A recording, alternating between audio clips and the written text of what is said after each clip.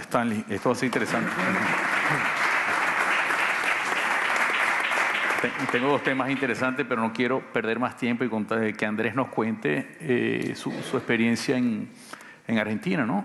Bueno, antes que nada, bueno, agradecer a Futuro en Español y a CAF por toda la atención que nos han dado, realmente muy bueno, muy provechoso. Y bueno, tratar de contarles algo yo hace 18 años que trabajo en agricultura de precisión. Lo nuestro es más cultivos extensivos, maíz, soja, trigo, sorgo. Obviamente que nos vamos metiendo en otros cultivos porque la visión de cuando uno empieza a trabajar en agricultura de precisión es que empezar a detectar los errores y tratar de corregirlos. Si algo te entrena a estas técnicas, cuando estás mucho en el campo, es que detectas los errores muy rápido. Entonces es feo por un lado porque lo detectas rápido, pero después no es fácil poderlos arreglar esos errores. En algunos casos sí, en otros no. Bueno. Argentina tuvimos un proceso que es muy interesante porque nosotros importamos todos los equipos de Estados Unidos, básicamente. Cuando hubo un problema del corralito que alguno habrá escuchado, que se quedaron con los ahorros de los bancos en el 2001, se empiezan a desarrollar las empresas nacionales y entonces empezamos a ayudar, los que sabíamos de agricultura de precisión, empezar a ayudarle a esta empresa a desarrollar productos. Con lo cual se lograron productos que fuimos primero a nivel mundial porque teníamos monitores de rendimiento que transmitían en tiempo real. Nosotros ya no íbamos al campo, nos poníamos una computadora y veíamos cómo iba cosechando la máquina, a qué velocidades, con qué calidades, con todo. Y el rendimiento, que es lo que más nos importaba. Y eso lo logramos desde una empresa que se llama IGB, que estaba en Córdoba. Y así se fueron desarrollando muchos procesos y uno de los más increíbles que fue es llegar a controlar, ya les voy a mostrar una foto, lo que nosotros necesitamos 7 comandos de Estados Unidos contra una aplicación que se logró desarrollar en Argentina montada en un celular. Pero ahí tienen un cuadro de crecimiento de cómo fue la tecnología en Argentina, cómo fue creciendo todos los años, estos acumulados, son valores acumulados, lo de las últimas columnas, después la charla se los puedo dejar para el que le quiera le tenga. Y en base a eso, y otra cosa que tiene un factor bastante interesante Argentina, es el sistema de contratista, que es el que desarrolla el campo, el que siembra el campo, el que lo pulveriza y el que lo cosecha, es un tercero, es un arrendatario de su maquinaria. Entonces esto permite que la máquina haga muchas hectáreas. Y al hacer muchas hectáreas, un equipo, un monitor de rendimiento puesto en esa cosechadora puede hacer 3.000, 4.000 hectáreas al año. Con lo cual podemos estar cubriendo prácticamente toda la producción, las hectáreas sembradas de Argentina. En lo que es banderilleros satelitales y pilotos automáticos, tenemos para duplicar el área. O sea, podríamos haber duplicado el área teniendo todos esos equipamientos. Entonces, después si sale la pregunta, hablo acerca de por qué el trabajo que escribí que éramos los que mayores usábamos agricultura de precisión. Vamos a pasar a otro tema para ir un poco más rápido. Bueno, esto era, ahí estoy yo arriba de ese tractor en el año 1999. Esos eran los monitores que necesitábamos arriba de una sembradora. Fíjense que hay 1, 2, 3, 4, 5 y falta uno que si queríamos cambiar 3 productos, o sea 6.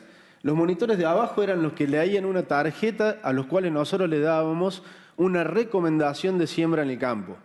A esa recomendación la hacíamos con la caracterización del campo, o sea, si el campo rendía más en un lugar, menos en otro, veíamos cuál era la problemática de esos mayores y menores rendimientos, hacíamos una prescripción que se llama, que es la recomendación, donde tenía que poner más fósforo en la línea de la semilla, urea al costado y tanta densidad de siembra variándola según el ambiente que responda. Cada monitor de eso hacía un producto, o sea, la semilla uno, el otro del fertilizante y había otro con otro fertilizante. De eso iba a la cajita que está negra, esa cajita tomaba todos esos datos de lo que le daba la prescripción, más los del GPS que estaba arriba, le decía en qué lugar del campo estaba, y esa cajita decía el número de vueltas que debían girar unos motores, en este caso hidráulicos, que hacían girar el tren cinemático de la sembradora para tirar más semillas, menos semillas, o más fertilizante y menos fertilizante. Bueno, esto el año 99. Era muy engorroso trabajar porque había que poner en regularlo, todo. Estábamos un día regulando la máquina. Fíjense lo que logró una empresa argentina, era una aplicación adentro de un teléfono celular o un iPad, podía hacer lo mismo que hacían todos esos monitores. teníamos un valor inicial de alrededor de $30.000, pasamos a tener esto un valor de $100. O sea, cómo creció la tecnología a través de los años y a lo que llegamos, que la tecnología se abarató enormemente, se facilitó enormemente y hoy se puede hacer cualquier cosa en el campo. Es muy común ver una cosechadora que vaya sola en el campo, que no la maneje un productor o un contratista, o una tolva o un tractor solo con una sembradora. Nosotros lo hacíamos para la televisión cuando querían, para mostrarle a la gente, nos bajábamos del tractor y el tractor iba solo, o de la cosechadora y iba solo. Entonces la guía era muy importante para ver cómo se convertía en un robot, pero en un robot con inteligencia precargada. Coincido totalmente en lo que dijeron los dos sobre lo que es la modelización. Yo creo que los modelos de simulación, a mí me tocó validar 2 modelos de simulación. Después me dieron una beca para ir a Michigan para validar otro modelo y no quise ir porque me parecía una pérdida de tiempo, porque son muy lindos los modelos, todo, pero cuando en la realidad uno va al campo, si no sabe y quiere aplicar el modelo tal cual lo dice, tiene grandes posibilidades de errarle en el tema de práctico, en la dosificación de las semillas, por ejemplo, de fertilizantes. Este es un caso que nosotros lo tenemos muy en cuenta. Son sensores que aplican, lo habrán visto muchos, cuando ven la maleza lo aplican y nosotros en Argentina tenemos un grave problema. Hoy tenemos un grave problema que es la gran aplicación de productos químicos en el campo. De hecho que hace un mes se armó un lío bastante grande porque en los medios de prensa empezaron a salir, y lamentablemente yo asesoré a los dos, de un lado y del otro, la problemática de los agroquímicos en las personas. Porque no hay conciencia de aplicación. O sea, se sube cualquier persona no capacitada a una máquina, como es electrónica, otro se la calibra y sale. Después se levanta viento, todo ese producto químico se deriva a un pueblo, contamina a la gente y el tipo sigue porque quiere terminar el tanque de la aplicación de la pulverizadora. Entonces, es un factor muy complicado tener toda tecnología, no poderlo controlar desde el Estado, y por otro lado que el productor haga lo que quiera en el campo, ¿no? Cuando estamos aplicando productos químicos que son complicados. Y de hecho que el ingreso de los organismos genéticamente modificados a nuestro país nos hizo elevar, prácticamente duplicar la zona de área de siembra y de rendimientos, pero hoy estamos sufriendo los problemas de esa simplicidad porque las malezas ya son resistentes, o sea hay que aplicar distintos productos activos cada vez más potentes que le hacen peor a la gente y sin una conciencia y una posibilidad rápida de reacción para controlar esto. Yo estoy proponiendo una aplicación que la controle del municipio, la provincia o el Estado nacional, donde esté manejada por una estación meteorológica que vaya arriba de la maquinaria y una red de estaciones meteorológicas, donde se le corte directamente la aplicación a esa persona que esté haciendo un mal trabajo en el campo. Porque, como decíamos antes, primero están las buenas prácticas y después está lo que es toda la tecnología. No podemos decir aplicar tecnología y olvidarnos de las buenas prácticas. Si no se puede hacer con las personas que lo entiendan, hay que hacerlo automáticamente y en eso sí la tecnología nos da una derecha muy importante. Esto, para que se den una idea, logró bajar al 80% el uso de agroquímicos en el campo, en un campo de 19.000 hectáreas de maíz tiene esta persona. Compró 2 equipos y bajó el 80% las aplicaciones de productos químicos. Lo cual le significó en un campo que era chico, medianamente chico, $22.000 en 4.000 hectáreas, en esa parcela de 4.000 hectáreas. Después hay otro problema que yo visualizo y que lo veo en la medicina, que ya pasa, que mucha gente no va al médico, se medica sola, se automedica porque ya conoce los remedios que son los que andan dando vuelta, o el médico que está con los químicos y te recomienda para que después le den un viaje. Entonces, básicamente eso se da mucho en Argentina. Yo lo veía venir en el agro ese problema y entonces traté de imponer un sistema de que no nos podemos quedar con la macrovariabilidad, el tratamiento de la macrovariabilidad, sino ir a trabajar con la microvariabilidad. Un punto de macrovariabilidad es el que está allá, que lo da el monitor de rendimiento, que puede ser 7 metros de ancho la plataforma, puede ser 11 metros de ancho, por el tiempo que tardó en avanzar esa máquina y guardar el dato. Ese punto tiene, por ejemplo, 7 metros por 3 segundos. Eso es un dato. Ahora, en el mismo rectángulo de ese dato, que es un punto, en ese caso, tenemos 200 puntos de microvariabilidad medida con un dron o una imagen multiespectral. Y la realidad es que la microvariabilidad es realmente increíble en el campo. Al menos nosotros, cuando yo validaba los modelos de simulación, cosechaba una hilera de maíz de 5 metros de largo, me daba 9.000 kilos. Ahora hacía 5 metros para la izquierda y hacía el mismo conteo y me da 16.000 kilos. Entonces, ¿cómo voy a validar un modelo teniendo esa gran microvariabilidad? Por eso nosotros el mapa de rendimiento nos favorecía porque nos promediaba los puntos donde después queríamos hacer el cálculo. Pero la realidad que era hacer una agricultura de precisión no tan precisa. Entonces caemos de nuevo a la microvariabilidad y es donde yo creo que está todo el poder técnico de los técnicos, ingenieros agrónomos en sistema y de todas las multidisciplinas que vayan a integrar esto para llegar a un sistema robotizado e inteligente para poder controlar la microvariabilidad. Eso en el campo ustedes lo pueden ver, si siembran, van y ven y van a ver que en el mismo periodo de siembra una planta está a la mitad de tamaño de la otra, tan solo variando 5 centímetros. Se puede dar, sí, por una mala siembra, pero también se da por la diferencia de suelo. Bueno, después en Argentina trabajamos con un producto que era el medidor de calidad.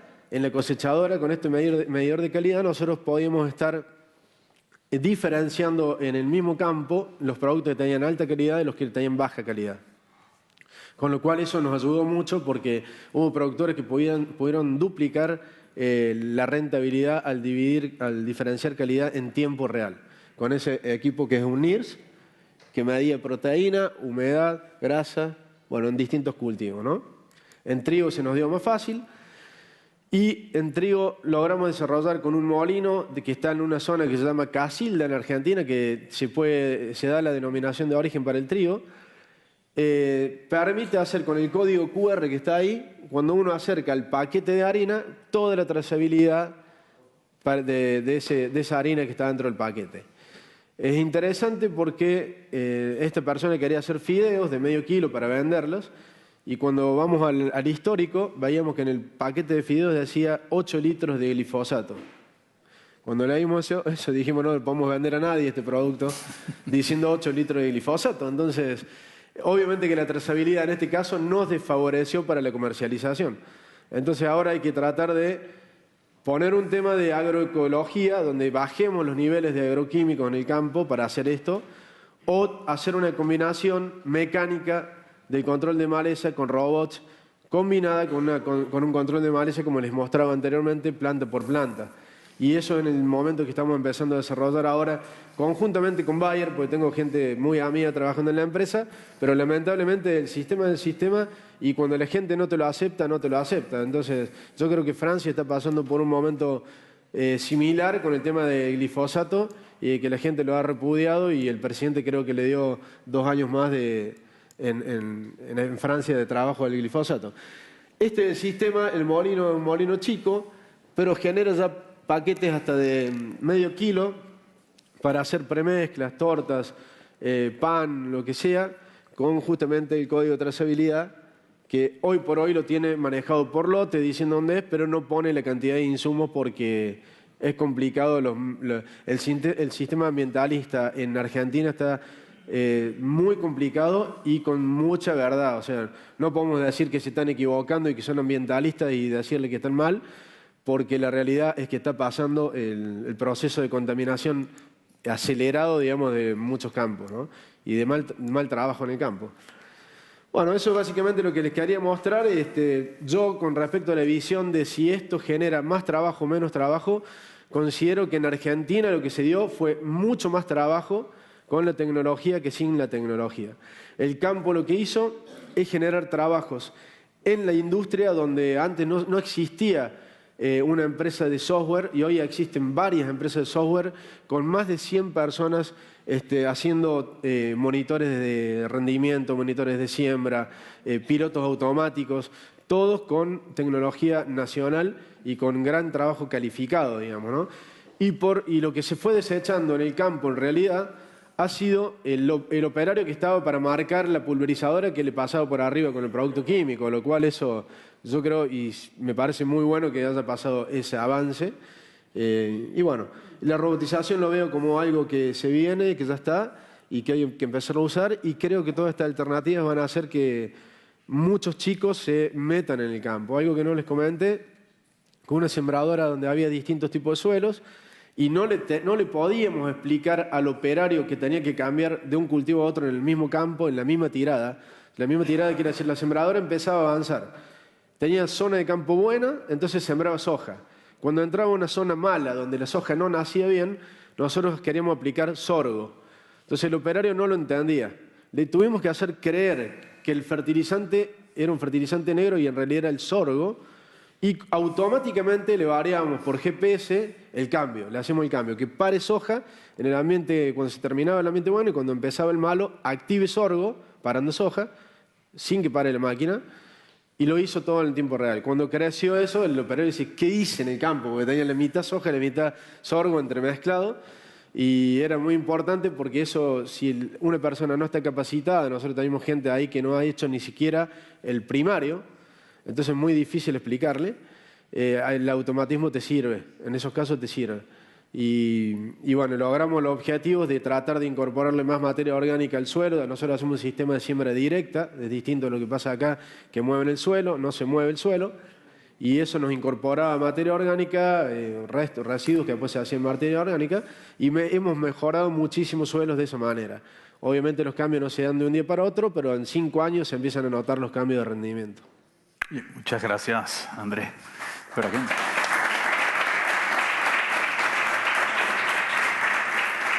Bueno, son 3 historias realmente de personas que viven este tema, que comen de este tema realmente. Ustedes comen de la agricultura de precisión. Y tengo aquí unas pequeñas anotaciones que me parecen que pueden ser relevantes, ¿no? Y quiero decirle la primera, León, ahí que lo ven con su negocio en Corelab, este señor se ha metido en más de 1000 proyectos. Sí, sí. Ahí tienes que tener, digamos, o sea, una vena de empresario tremenda. No, bueno, parte de eso es que cómo manejas los que no funcionan, ¿no? Por un lado. Por otro lado, aquí lo que queremos, lo que nos queda claro es que queremos llevar a los chicos jóvenes, a los nuevos, a poner que este negocio es bueno y es sexy, porque no me queda la menor duda que rentable va a ser. El que se dedique a esto le va a ir bien desde el punto de vista económico. Es lo poquito que yo puedo añadir aquí como economista, ¿no? Eso le va a ir bien, ¿no? Por un lado. Por otro, por el lado de León, que ahí creo que nos puedes dar una opinión. Mira, ¿cuál ha sido tu experiencia? O sobre todo las experiencias más útiles. Pues la experiencia puede ser, digamos, un caso bueno, caso malo. ¿Cómo traer gente a tu... Bueno, a ver, primero puntualizar, son 1000 proyectos. Nosotros, aparte en Corelab, tenemos otra empresa que es una consultora de I+D, que es Ingeniería de Innovación, y ahí colaboramos con multitudes de empresas, con INTA, de hecho hemos hecho varios proyectos Iberoeca, y en esa consultora son 12 años de experiencia, con un equipo, y entre todos hemos gestionado 1000 proyectos, que al final nosotros estamos arriba y supervisamos muchos de ellos, no te diría 1000, pero quizás 500, pues a lo mejor sí. Mi experiencia, todos proyectos de innovación. Mi experiencia desde el punto de vista de la innovación, de los nuevos productos, los nuevos servicios. Al final es curioso, ¿no? Porque al final en distintos sitios se hacen cosas parecidas. Ves que en todos los sitios hay gente muy inteligente, gente que emprende, gente que hace proyectos, que hace ideas. Una cosa que observo es que al final... se repiten muchos esfuerzos en muchos sitios. O sea, hay mucha gente que hace lo mismo y tiene un proceso de aprendizaje de años hasta llegar al mismo punto. Y muchas veces eso es muy complicado. Por eso los proyectos en colaboración yo creo que es una cosa fundamental para unificar criterios, para aprender unos de otros. Son cosas fundamentales. Y en cuanto a la penetración, porque muchos de estos proyectos, quizás no tanto en el ámbito académico, en el ámbito empresarial, tienen como objetivo crear un nuevo mercado, crear un nuevo producto e introducirlo en el mercado, muchos de los proyectos fallan en la ejecución. O sea, realmente se le da mucha importancia a las ideas. A mí se me ha ocurrido esto y es la leche. ¿Sabes? O sea, esta idea es el no va más. Posiblemente en un mundo globalizado como el que tenemos, seguro que a alguien se le ha ocurrido. Lo que es difícil es llevar esa idea a cabo. O sea, a partir de la idea, encontrar el personal adecuado, porque al final siempre hace falta un equipo multidisciplinar para llevar esa idea hasta un producto comercializable, vendible escalable, todo eso, todo ese proceso es muy complicado. Muchas veces los emprendedores, incluso las empresas que sacan nuevas líneas se centran mucho en la idea, en el concepto, pero es para mí mucho más importante la ejecución. El iPhone no es el primer smartphone, claro, es el mejor. Google no fue el primer buscador, aunque ahora nos parezca que no hay otro, había otros, hasta Vista había otros. Entonces, la ejecución, cómo tú llevas esa idea cómo la implementas es lo más importante. Eso es una de mis experiencias que intentamos aplicar en Encore. No sé si mejor o peor, pero vamos, ahí estamos. Está funcionando. De momento, sí, pero bueno. Y yo tengo para mis compañeros de Sudamérica, he estado los acompañé a ellos a unas visitas a empresas de champiñón por un lado, por otro lado a una bodega. Y algo que promovemos mucho desde CAF, y una de las razones de ser de nuestra oficina en España, es que parece ser que en este momento de la historia el conectarnos nos da una gran ventaja. O sea, comentaron, aquí anteriormente mostraron el caso de John Deere, ¿okay? Cómo John Deere hizo esto. Pero es que hoy en día John Deere no importa la cantidad de dinero que tenga, ¿okay? Nosotros al estar conectados podemos tener más información que el mismo John Deere. Mira, para un ejemplo en Corelab. En Corelab está dando unas soluciones parecidas a las de John Deere o cuidado y más sofisticadas, y con unas personas desde La Rioja, tu oficina, que la conocí, con gente con talento, pero el talento está en todas partes, realmente, el talento está en todas partes.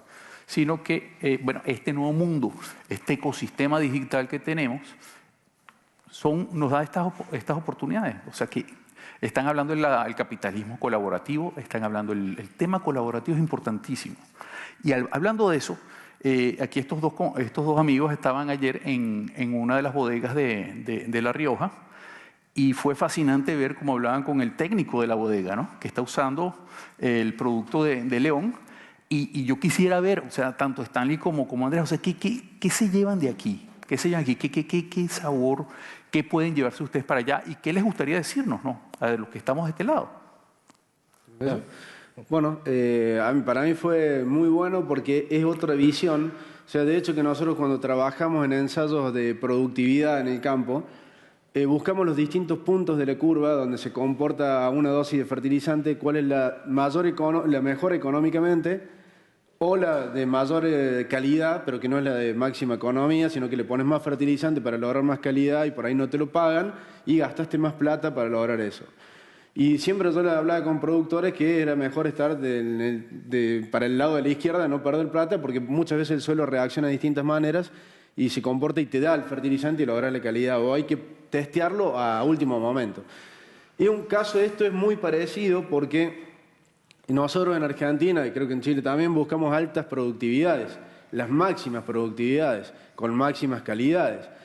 Y nos decía, en este caso Mario, ¿verdad?, que ellos apuntan a 6.500 kilos. Entonces nosotros no entendíamos cómo apuntar a 6.500 kilos. Apuntás a un trabajo mal hecho. Y no, la realidad es que hay una legislación que le está diciendo que no puede pasar los 6.500 kilos y te obliga a hacer que ese producto de 6.500 kilos sea el mejor óptimo. Entonces vos tenés que optimizar en una curva que está del centro para la izquierda, digamos, lo cual es bastante complicado y tenés que conocer muy bien las situaciones de suelo y de comportamiento de la planta, los distintos al sistema ese, porque si no seguramente le vas a errar. Entonces trasladar la experiencia nuestra de otro lugar del mundo directamente a ese lugar, le errás seguro, le vas a errar, porque te falta el conocimiento del técnico, que es el que entiende cómo funciona esa planta con ese suelo. Interesante. ¿Y a ti qué te pareció, Stanley? No, me pareció muy bien, viendo el mismo tema. Bueno, en Chile, en el tema del vino, el negocio el focus group está en los varietales, mayores producciones, una relación precio-calidad buena. Sí, también tenemos vinos muy buenos, pero es más chiquito ese espacio. Pero en general lo que uno se da cuenta finalmente es como, bueno, uno soy investigador, como todos somos investigadores los que trabajamos en esto, de repente le erramos a que tratamos de solucionar una inquietud científica y lo que no olvidamos es que tenemos que conocer bien el negocio. Es decir, si uno no se mete en el negocio de lo que está la empresa, en este caso, trabajando y cuáles son sus puntos claves, dónde le está doliendo, malamente le atienes a una solución. Y bueno, uno veía en el tema de ayer, digamos, ¿cuál es el problema de él que tenía él? Es que tiene que ajustar los kilos, pero tiene que equilibrar la planta, en términos de producir una relación de calidad. Si se le desequilibra la planta, bueno, sacar racimo es fácil, pero cuando es para el otro lado es más difícil, digamos. Claro. Entonces, ahí tú dices, ok, pero tengo temas hoy día con el tema climático, que no estoy viendo bien si le tengo que poner agua o no, porque más encima hago 3 riegos en toda la temporada. Entonces, es como cuando uno tiene una pistola con una bala, ¿sí? Tiene que pegarle al blanco. Entonces, ahí el tema de las tecnologías, la clara integración de, por ejemplo, el tema del riego, se ajusta directamente a mi producto y a lo que vendo. Entonces, ahí yo le encuentro valor. No es regar por regar, sino que el riego está asociado al producto, que tiene ciertos problemas bien específicos y le estamos apuntando a eso. Entonces, ahí eso que se vio acá y ese diálogo en que el desarrollo tampoco pasa porque una empresa sea mágica y también hagan resolver, sino también el trabajo en conjunto con la industria. Los desarrollos tienen que ir con la industria, en términos de solucionar problemas bien específicos. Porque no hay un problema que es parejo para todos. Son casos tipos muchas veces. Claro. Bueno, lo decía Emilio antes, ¿no? Una cosa es Alemania, otra cosa es el Mediterráneo, etcétera. Y en eso lo que les repetí varias veces. Europa es referente en muchos temas y todo nace de Bruselas. Emilio citó por lo menos 3 o 4 o 5 iniciativas, todas de Bruselas, ¿no? ¿Qué pasa con Bruselas? Bruselas está siendo el referente. Les comentaba a ustedes, Apple está en Bruselas, no está en Washington. Microsoft está en Bruselas, no está en Washington. Están viendo cuáles son las regulaciones que vienen, etc. Y la Unión Europea, inclusive para nosotros latinoamericanos, que tenemos, digamos, una tarea pendiente con la integración, es el modelo a seguir. Es el modelo a seguir, el que creemos realmente es muy democrático. Esto que podamos ver, esta parte de las cooperativas, que yo soy optimista, eso va a llegar a la región en algún momento. ¿Por qué? Porque es el deber ser. Es democrático, sube, enriquece hacia arriba, ¿ok? Estamos hablando siempre en nuestra región, siempre que rasamos hacia abajo, ¿no? Entonces esta parte es interesante. Pero nos queda poco tiempo, tengo muy poco tiempo, me viene el presidente. Por favor, ¿alguna pregunta del público? Emilio, ya que insiste. Dale. No, gracias. Muy rápido. No quiero quitar protagonismo. Primero, enhorabuena y felicidades por las presentaciones y felicidades al moderador porque parece que dominabas el tema perfectamente. Una pregunta para Stanley y otra para Andrés. Has hablado de ahora, la capacidad que tiene ahora el comprador, el usuario, de detectar lo que está comprando, el tipo de alimentos y lo que hay detrás. Yo diría que habría que tener cuidado porque ahora somos capaces de detectar trazas muy pequeñas de fitosanitarios. Entonces, eso puede llevar a una alarma social. Eso por una parte, ¿no? La tecnología permite detectar prácticamente todo. Entonces, eso hay que tener cuidado. Lo has comentado en tu presentación, por eso quería comentártelo. Y hago la pregunta para Andrés y está. El tema que has comentado del problema que hay con las aplicaciones de fitosanitarios y la propuesta de soluciones de cortarlo automáticamente, tecnológicamente, lo podéis hacer. Legalmente es otra cosa. Y os planteo una solución que nosotros ya llevamos mucho tiempo trabajando. En Europa tenemos la Directiva de Uso Sostenible que obliga a muchas cosas. En Sudamérica hemos intentado hacerlo, aplicar parte de esa directiva. La Carta de Santa María en Brasil con el tema de las inspecciones. Es decir, la legislación y los ejemplos, como decía, en Europa, en Bruselas, ya lo tenéis. Ojo que solamente la tecnología no permitirá eso. Lo que pasa es que opino que hay un poder político que está metido también en el campo y que le conviene cerrar los ojos cuando se hacen las malas aplicaciones, pero hoy ya no tiene vuelta atrás porque están encontrando trazas de productos químicos en leche, en los ríos, en los peces, o sea, ya no tenés vuelta atrás, o sea, lamentablemente hoy hay que aplicar algo que sea tajante para el control.